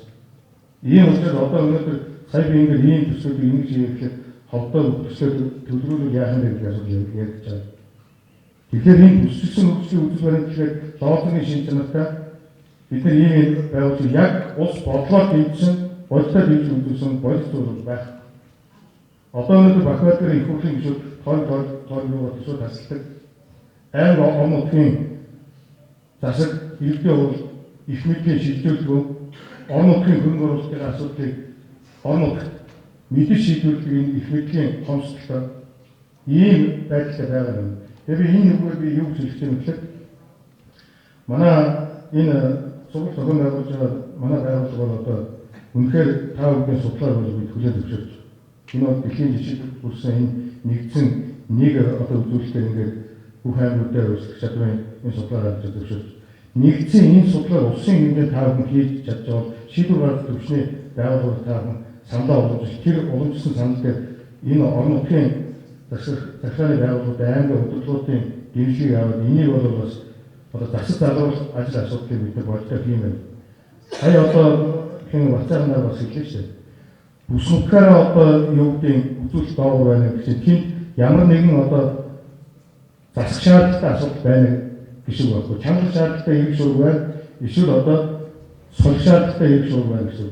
Энэ хуулиас шалтгаалж юм 5 аймаг тавуулаа одоо баруун бүсийн 5 аймаг тавуулаа тодорхой үзүүлэлтүүдээр сул байна гэдэг бол тухайлбал одоо ялгсан юм гэдэг юм уу, ажлуудын төвшин гэдэг юм уу, эсвэл одоо барааны үнийн үн өндөр гэдэг юм уу, ийм шатхууны үн өндөр гэдэг юм, ийм үзүүлэлт чинь бодлоор энэ баруун бүсийн өндөр байгаа шүү дээ. Тэгвэл ямар энэ бодлого шаардлагатай болоод байна шүү дээ. Тэгэхээр энэ чиглэлийн тэр нэгдсэн байгаа бүсээрээ одоо адилхан гэж доош энэ үзүүлэлтүүд бол заавал засаг шаардлагатай ажил асуудал. Энэ чиглэлээр бол одоо шийдвэр гаргах төвшин бүгдээ хамтарч ажиллах шаардлагатай байна. Энэ чиглэлээр бол бид бас санал болоо хэлмээр байна гэсэн ийм бодол байна. За ерөн зүгээр одоо баруун бүс нутгийн Ховд аймгийн хөгжлөөр одоо манай баруун аймгийн сайн нэг байх гэж ингэж байна. Монгол улс бол 3 сая хүнтэй 3 аймаг хүсэв. Бид бол одоо Улаанбаатарыг зах зээл гэж хад ёсгүй гэдэг асуудлыг бид нэр иргэдэд ярьж байна. Их алдар тооцсон 4 улсын гоолтаа цаашаа одоо 500 км-ийн ареалс 20 сая хүн амьдарч байна. Энэ манай баруун Монголын зах зээл. Энэ 20 сая хүн бол бидний ажиллах ёстой зах зээл. Бид нар энэ 20 сая хүнтэй ихний ээжинд бид нар ажиллах ёстой. Улаанбаатарын 1.2 сая хүн бид нар зах зээл гэж шаардсан ёстой. Тийм учраас Казахстан улс бүгд хятад улсын шинжээ өөрөөдөө засгано. Тэгээд Тува, Красноярск, Алтан бүгд улс гэсэн энэ хятад улсуудыг тооцсон бидний 20 сая хүний зах зээл байна. Энэ 20 сая хүн бидний хэрэглэдэг юу хэрэгтэй тийм хэрэгтэй шаардлага. Ийм учраас бидний одоо эдийн засгийн баруун хязгаар нутгийн хамт эдийн засгийн гол бүс өсвөр бол энэ 4 улсын 20 сая хүнд байгаа гэж ингэж одоо харж байгаа. Энэ чиглэл бол бид нар бас үйл ажиллагаа амар чиглэлд явъя гэсэн. Ийм гэж байна. цаг орчуулж баярлалаа. За бүх тэргүүлэх оролцогчдод баярлалаа. Тавныг бас жоохон удаан чиглэл боловчлаа. За ингээд одоо өдрийн давсарлага маань бараг цаг хугацаатай эхэлжээ. Тэгэхээр одоо 1:50 болж байгаа болохоор хэдүүлээ эргээгээд 2 хагас гээд яг 40 минутын дараа энэ шийдвэр болсон. Тэгвэл дараагийнхаа салбар хурлааны 30 минутын байж байгаа. Ховд очиж бодож байсан. Ховд